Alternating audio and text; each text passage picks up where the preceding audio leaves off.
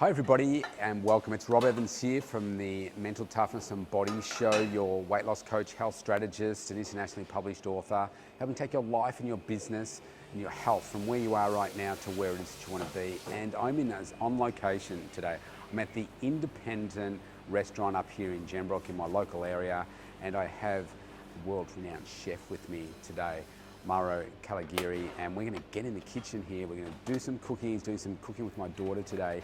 We're going to have some really fun times. He's going to walk me through what it is that he's doing, and we get to see inside with the chef, asking him all the questions, how he runs his restaurant. It's an award-winning restaurant here. The food is amazing. I thought, what better opportunity to come here, do it live. They've closed the restaurant specifically for us so that we can do today's recording. So let's get to it. Hi everybody and welcome here. I have with me renowned chef Mauro Callegari. Thank you, Mauro, for joining me today, direct from the Independent in Gembrook. How are you going today? I'm very good, thank you. Thank you for being here. So tell us, what are we going to make here today? Because this is super special. I've never been in a commercial kitchen before. Tell us, what are we doing? Today we're going to make a mushroom dumpling with basil broth. And then we're going to make a wonton ravioli. This is a bit of a fusion with ricotta, pine nuts, and tomato. And then we're going to make a little stir-fry vegetable with tofu. Oh, this sounds nice. And then we've got a special guest. With my daughter here, Olivia. She's going to come around here and help out too. So let's jump to it. Okay. I'm just observing. So I'm out of the kitchen now, Mauro, and I'm going to get you and Liv to do all the work here. So, would you like to do the chopping, Liv? Yes. Just try to chop it as thin as you can. Like, you know, it's not, doesn't have to be perfect because mushrooms, they sort of disintegrate. Yeah. Nice work. So, Mauro, give us a little bit of background about, you're Argentinian, I'm Argentinian. The cuisine that you cook has... And when it goes like that, you can flick it. You flick it like that, so now it doesn't move. Tips here live. Yeah. And always hide your fingers. Yeah, like that. Oh, look at this. We're getting all the sharp tips here. That's it? Yeah, that's perfect. Nice work, Liv.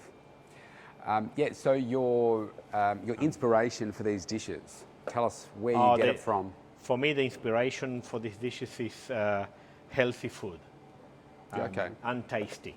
Yeah. That will be, you know, I don't eat much meat myself. Okay. But I always like to get creative with vegetables and, you know, things that sometimes, you know, it's like a simple stir fry.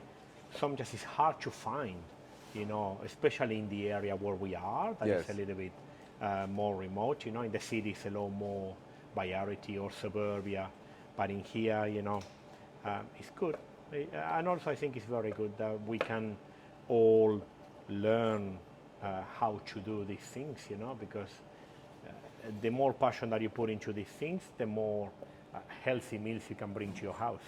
Yeah, absolutely. So right now, at the time of recording this, we are having a bit of a local and global issue with food supply. Are you finding that you're having trouble getting fresh ingredients for the restaurant? We are not having trouble getting it. The problem is the increase on the prices. Yeah, well, that's another problem, isn't it? Yeah. Prices are super, super high now. But, you know, still, in this area, we are blessed with the amount of farms. Yeah, local produce. We can go and get local produce. Which that's another thing that you've mentioned to me before about making sure that you're using as much local produce as you can. 100%. Which is obviously really, really important. You're doing a nice job there, Liv. Good job.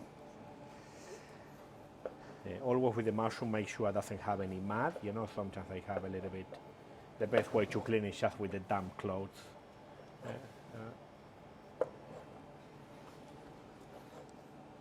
Nice work.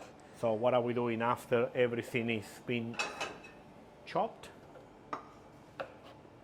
They will go in a pan. Yep. Could be any sort of pan. I'm using a stainless steel one. You could use a non-stick. You can use a cast iron pan. Anything. We just put all the mushrooms in here, Liv.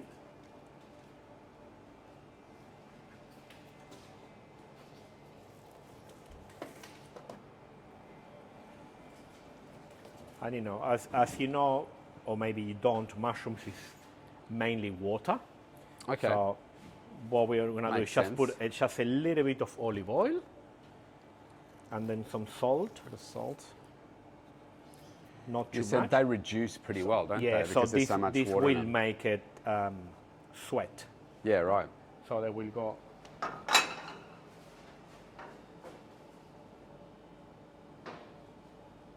In there, medium heat.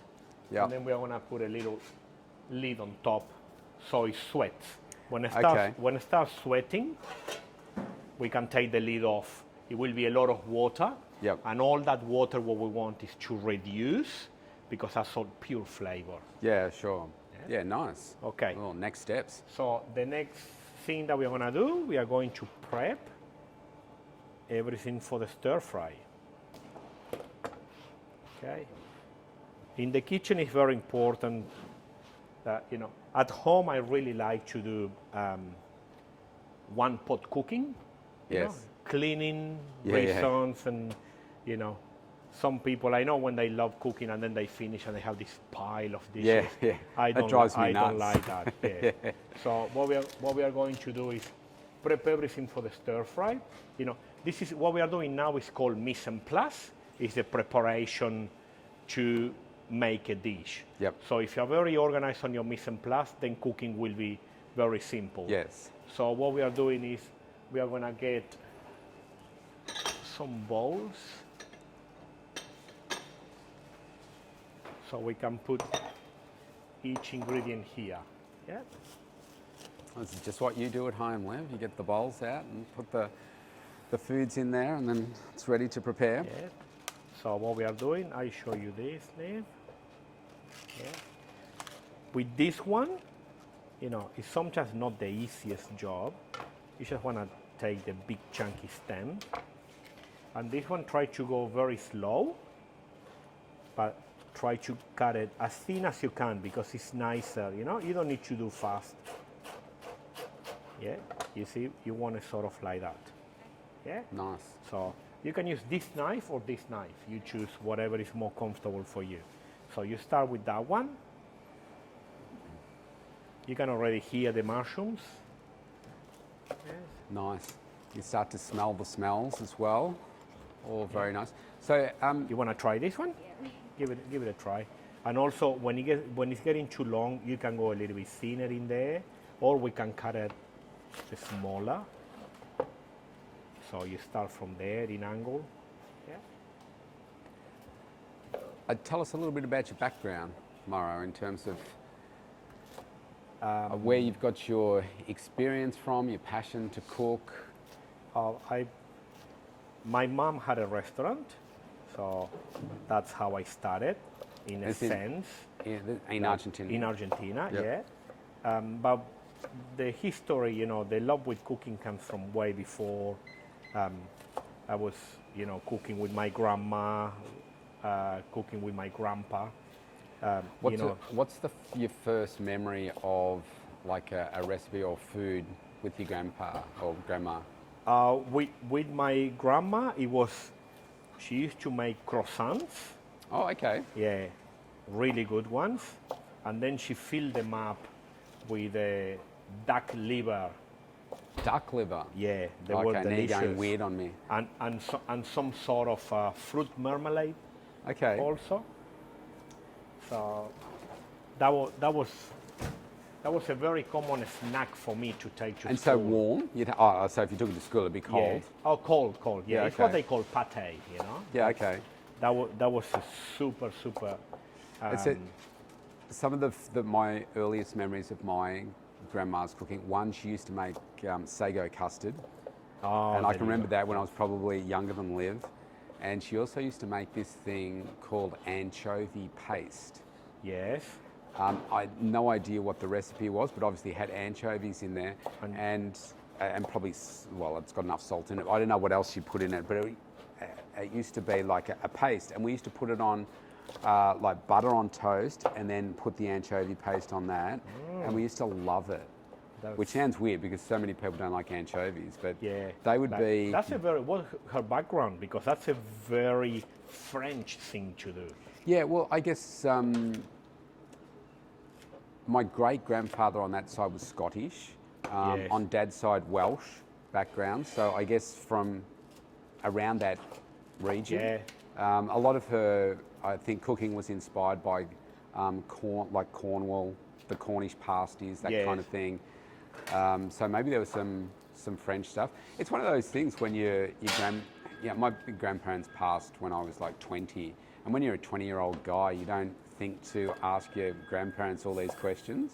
Yeah. I'd love it if they were alive now to find out more about how they lived and exactly those sorts of questions about where the inspiration came from. And Because it's very common for in France, good sourdough, toasted, lots of butter, Yeah. and fresh anchovies on top. yeah, right. That's very common. And some people, they put little pieces of shallot or onion. Yeah.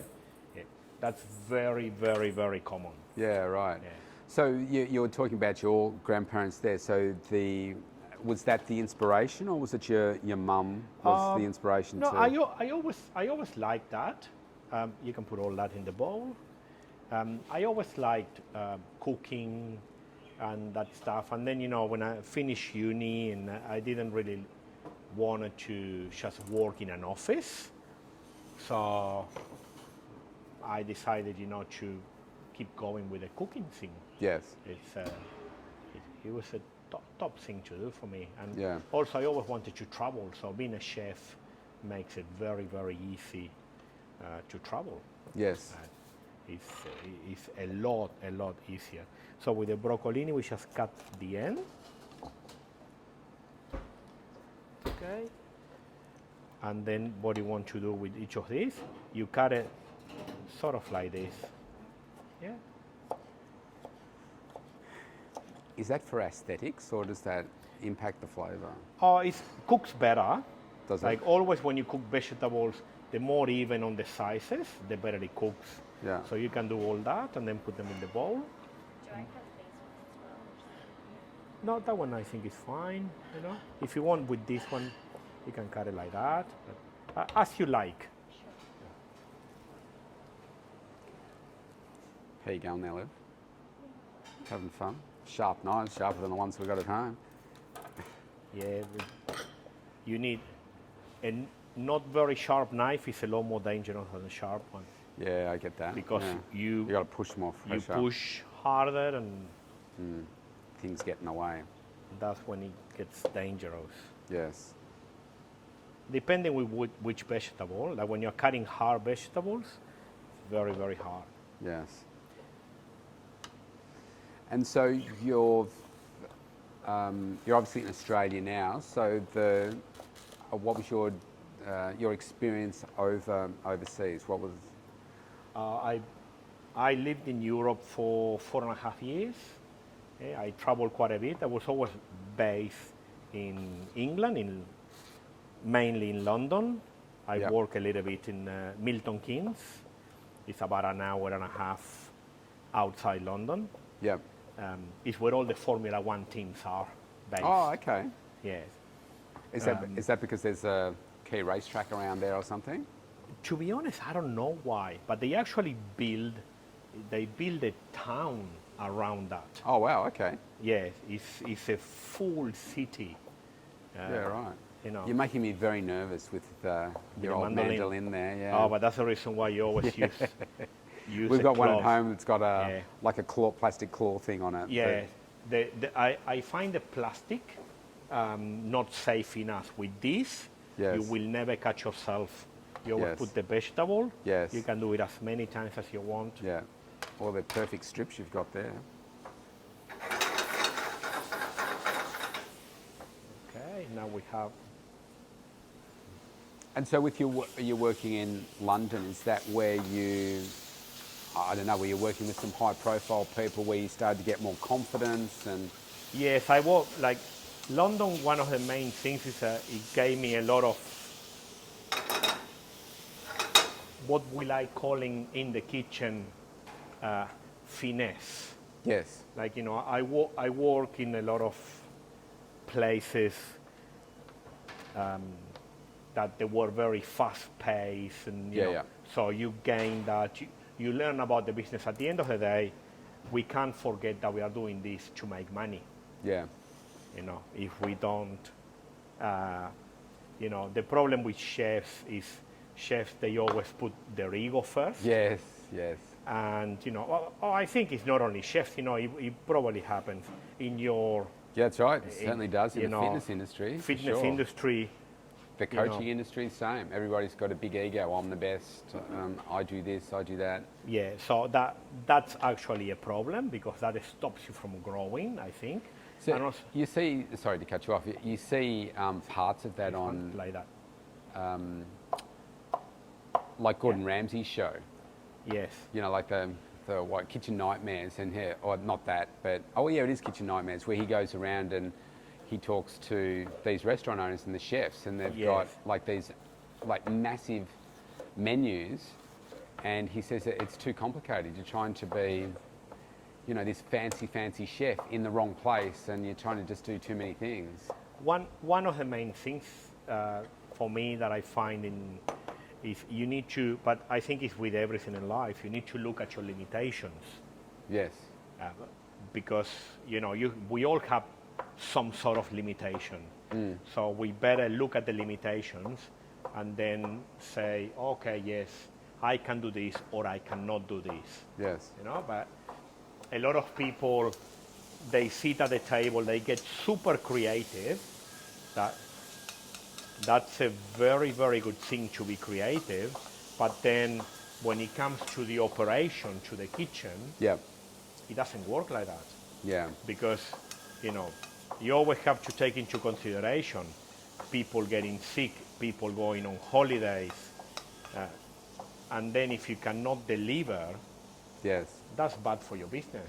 So do you think is this one of the issues with like a great chef that decides to go and run their own business? They're great chefs, but they're not business people. Oh, 100%. You see that all the time. And they're not coachable because they're like, if they've got the big chef ego and they're like, well, you can't tell me what to do, then they find out. I see it all the time when you see 22, 23 years old, they become head chefs. Yeah, At right. 22, 23 years old, you are not developed. Yes. You are not mature enough. Yes. You can't do it. So if somebody's starting out, say somebody's watching this and they want to follow in your footsteps, what would be your advice to somebody that, well, let's say Liv, she's almost 15, say she wants to go on and become a chef. What's the best pathway? You need to go work for really good people. People that will teach you, people you will learn. So that's a good point. What's your perspective on qualification versus being in the kitchen? And obviously there's both, but would you say, look, do you know what, don't bother going to get a qualification, just get into a kitchen straight away? This is gonna sound a little bit controversial, but one of the problems that I find here in Australia is like, it's only a few cooking schools that they are very good. Yeah. The ones that I know, I have Cordon Bleu, Holmesglen, and William Anglis. Yeah. They are very good. Majority of the other ones, and people will hate me for what I'm saying. Majority of the other ones, they are only for students that they come from overseas. Okay. Just to get the visa. Okay. They study because they come in here, they don't know how to make a mayonnaise, they don't know, basic, super basic. They don't know how to fillet a fish, they don't know how to cut meat. So that's very, it's not how it should be. Okay. Because you get students and they finish school and they come here, they can't cook. Right. So you start the whole learning process again. Yes. I tell you, I think it's like everything, no? It's like, I guess it's, when you are a lawyer, you get all the theory from uni, but then practice it's and so working different. with a good lawyer is what you will learn how the system works. So how do you go about getting into I don't know, let's just say that you want, let me use this as an example. Obviously, what you do here is awesome.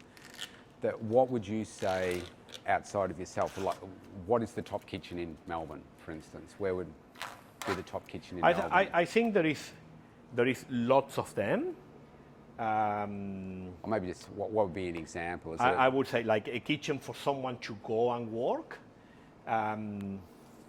You know, it's lots of them. Probably I will mention there is a chef called Scott Pickett. He has lots of venues. Okay. You will learn there. Right. You will learn.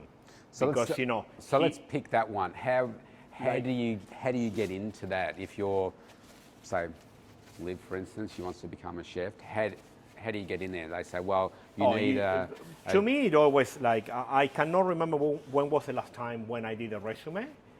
It's all word of mouth, Right. and also you knock on the door. Like I remember in England when I got my first job, I got the Michelin star guide, and I looked for the best restaurants that I wanna, and you just go knock on the door. Right. Oh, I'm a chef. I would like a job, and they said, oh yeah, come back. Yeah. Tomorrow, 7 in the morning, for a trial, and you go and you get the job. Okay. That's the way that it works. And in here, you know, now Australia is a little bit more political in the whole sense of human resources. You know, it was a lot more simple back then. Yeah. You know, in here it's a lot more stuff, and also I think it's the quality of people right now that is a lot different. I think younger people, they do appreciate more free time than anything else. Yeah. They sort of like want everything without making a big effort. Yes. It's not everyone, but it's a vast majority like that. Yeah. And you know, I'm not criticizing. I just think it's the way that they are. Yeah. Like, but you know, in here, as I was saying, you have a Scott Pickett, you have Andrew McConnell, that he also has a few restaurants. Who else? Is an excellent tapas bar in the city. It's called Bar Lorinia. You know, that's fantastic. You know, if you work in a kitchen like that, you will learn the real way of cooking. You know, these people, they cook with passion. It's all about the produce. It's all about the service. Yeah. You know, they are people that they do it. I always say that, you know, making money is a consequence of you doing things well. Yeah. You know, if you're opening a business just to make money, it's not the right way to go about it. You open a business because your passion is there and your drive. So you start doing your business very well, and money will come. Yeah. Money, it will happen. You don't need to worry about money. When you do things right, you don't worry about money. Yeah. You know, you worry Great about point. money when you start, you know, with fiddling things around. You know, there is another very good chef, Alejandro Saravia. He opened a restaurant called Pastuso, and now he has his own restaurant. I'm pretty sure it's called.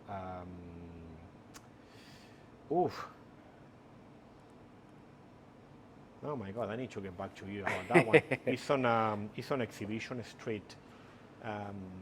They do all produce from Gibson. Okay.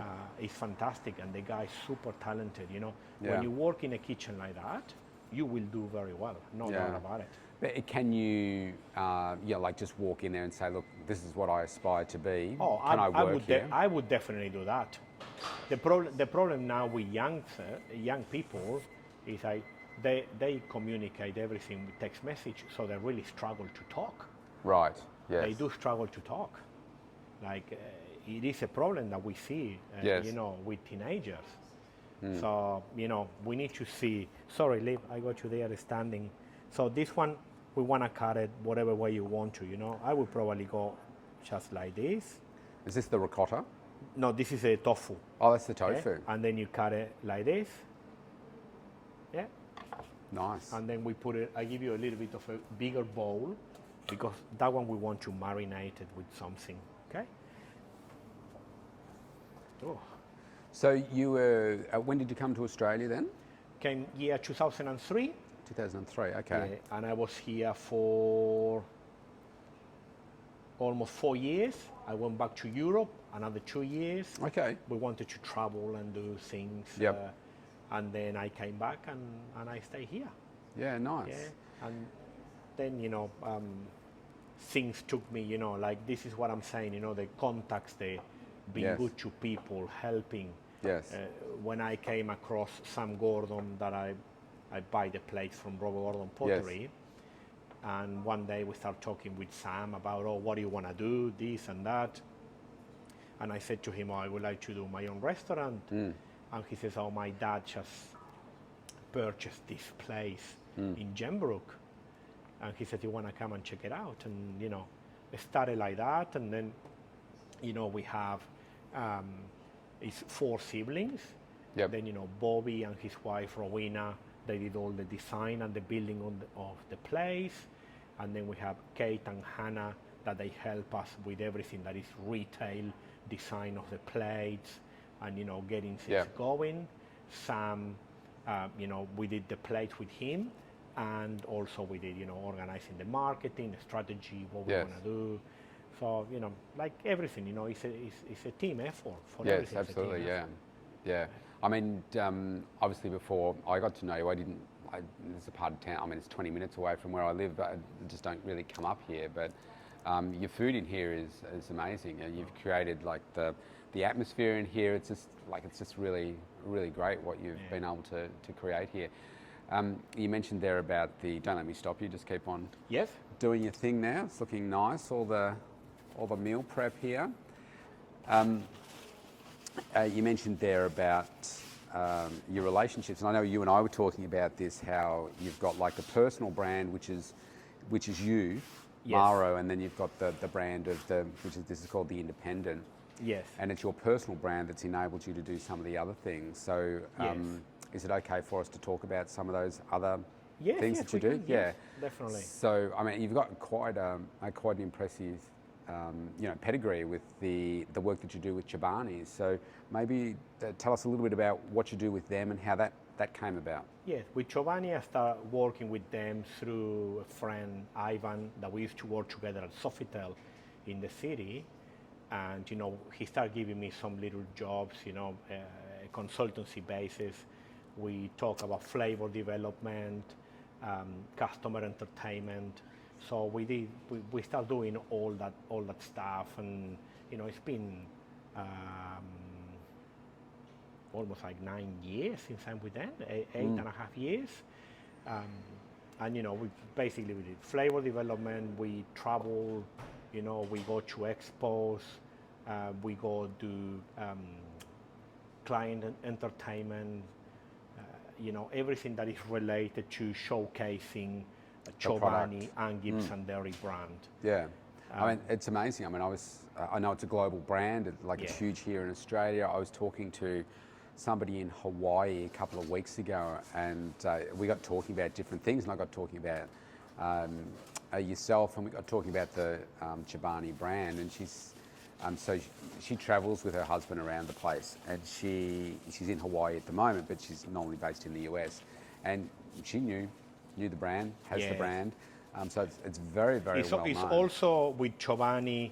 I actually met Hamdi not long ago when he came for the opening of the factory in Dandenong, and when you listen to him talking, because I was always amazed the way that the business is run in Australia. Yes. Like, it's run by the CEO is Lynn, and every single person underneath her, you have Julia, you have Ivan, every single person, they just, the way that they conduct, the way that they do business, because yes, I know it's all about the dollar, but their ethos and their commitment to the community, to giving, to helping others is second to none. It's like, I tell you, I get goosebumps talking about it. Yeah, it's exciting stuff. Yeah, it's just the way that they do things is incredible. And another thing, when you have the best product to sell, it's very easy to work with something like that. Yes. You know, it's what we were talking about before. Your product is your best marketing. You know, if you have the best product, it will be very easy for you to be successful. Yes. You know, with Chobani is this case. Chobani has, like, you know, you can go taste any other yogurt. You know, anything that Chobani does, all the other brands are going after copying. Yes. You see it on the packaging, you see it on the flavoring, you see Yes. it in everything. Chobani, boom, comes up with A, everybody else is doing A. Yeah, it's You know? interesting, isn't it? So when you are a trendsetter, that tells you something, you know. Absolutely. Yeah. Some people, they get upset about it. Yeah. I think when people try to copy you, it's a compliment. Yeah, exactly. Yeah, exactly. With the, yeah, just keep on going. Yep, so we're gonna, now we're gonna jump into, all this is a stir fry. So I'm gonna go at the back for a second to grab the spices to marinate the tofu. And we continue. So now that just walk us through. So we've just done the So prep now we're gonna do the mushroom dumplings. They are boiling. And 3 minutes, you said. That's Yes, all. 3 minutes. So we still have 1 minute and 50 seconds.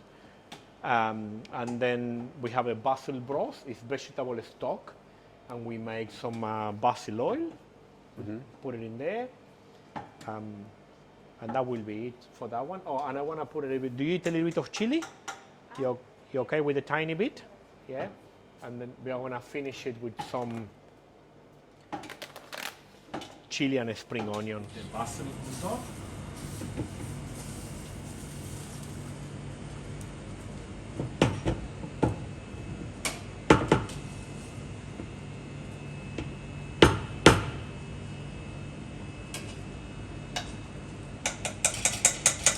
And so this process, what does this do? Like you say, you've cooked the pasta, now it's in the pan. Yeah, now the pasta is cooked, and I'll just put it in the stock.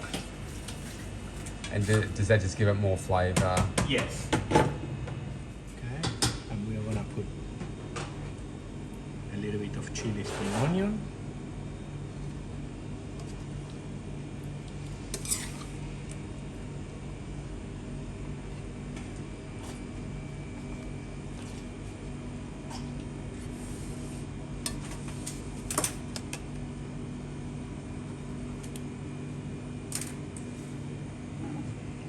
Smell it. Smell the basil. Yeah.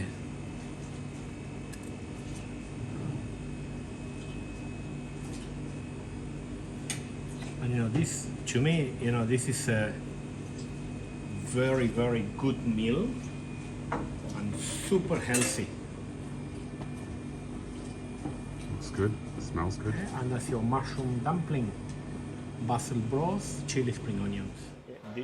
These ones, we cook them and we just put in a cold pan a little bit of oil. It's only so this doesn't stick.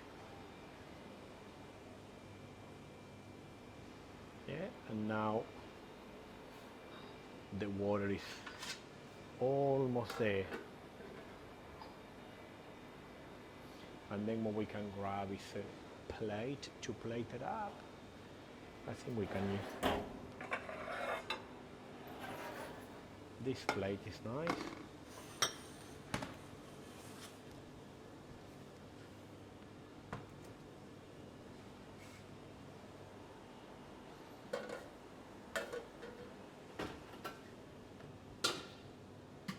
For this one, we're gonna do also like a little salad on top. We're gonna put some radishes.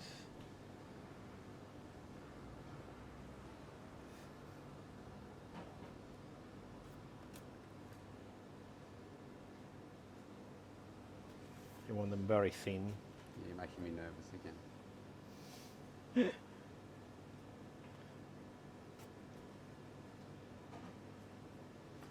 A little bit more. There you go.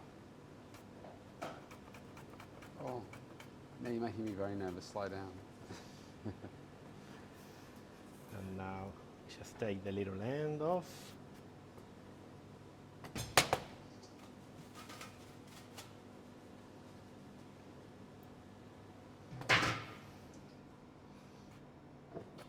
Shall I go? There you go. Oh, I've got to look away. Look away. I can't watch. Oh, nice end result.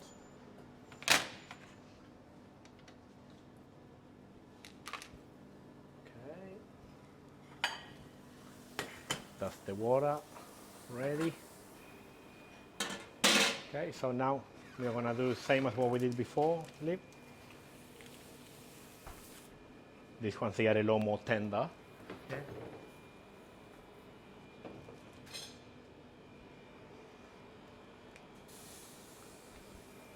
Just done one at a time.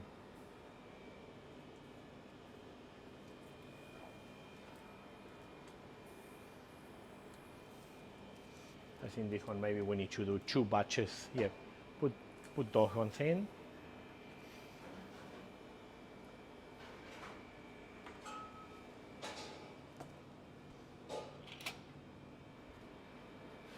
Now it's just very gentle stir.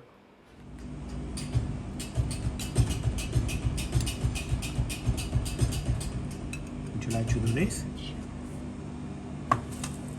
Yeah, just put like, I don't know, 8 in there, 7, 8.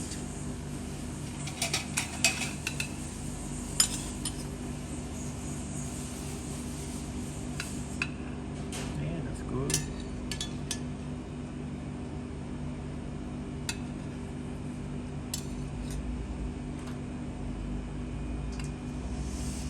Perfect. Yeah, I think you can put in there 2 more. That will make it look good.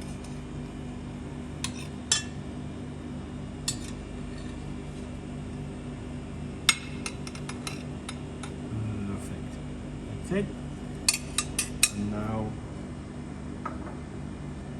what we are doing is little dressing on top of each of them.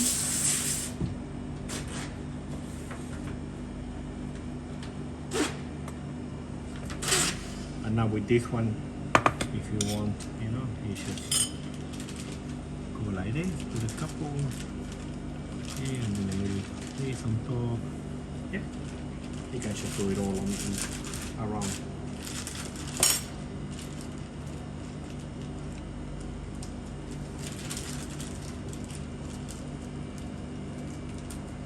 You definitely need a little pinch of salt.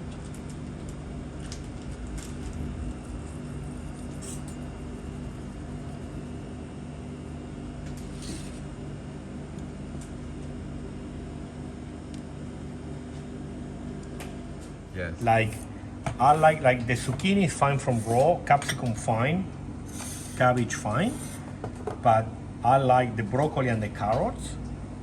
I like to give it a quick, you know, water bath.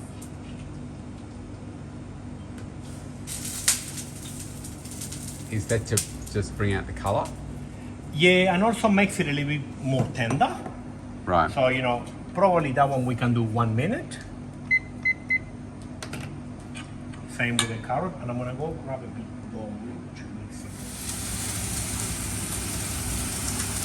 That will be, again, 30 seconds. Oh.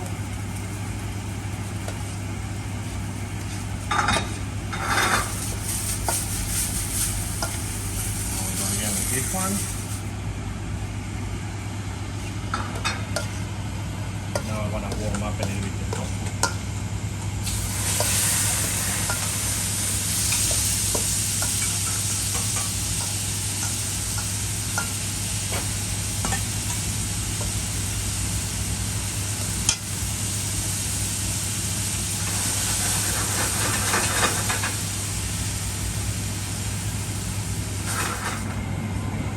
Yeah, I got it here. I think I put it on the wash, the white one. Yeah. I'm pretty sure I put it on the wash.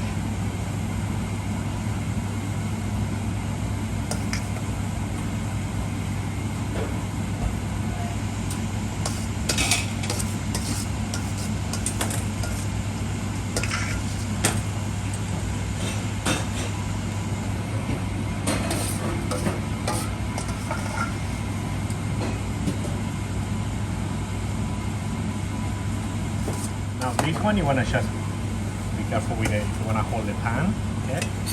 This one you just, you know, place it around.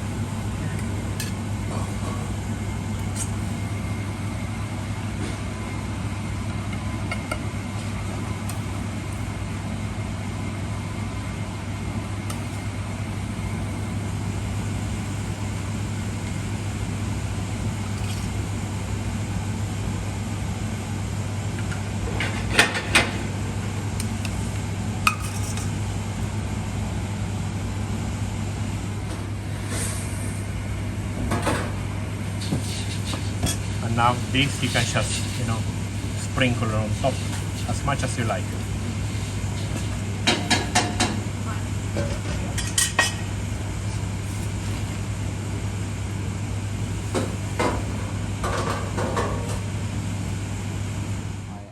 With Mauro Callegari from The Independent up here in Gembrook, and we are about to sit down to this amazing feast that he has just made with my daughter Olivia here.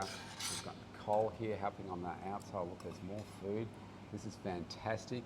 Mauro, thank you for joining me today and inviting us up to your restaurant. Oh, no, pleasure to have you here. So, Mauro, tell us a little bit about the cuisine here at The Independent. The Independent is a modern Argentinian restaurant. We are not just about barbecue meats, that's the perception of Argentinian food. We do a lot of vegetables, as you can see here, some very good pastas, and in a very nice big family environment. Yeah, I mean, it's beautiful here.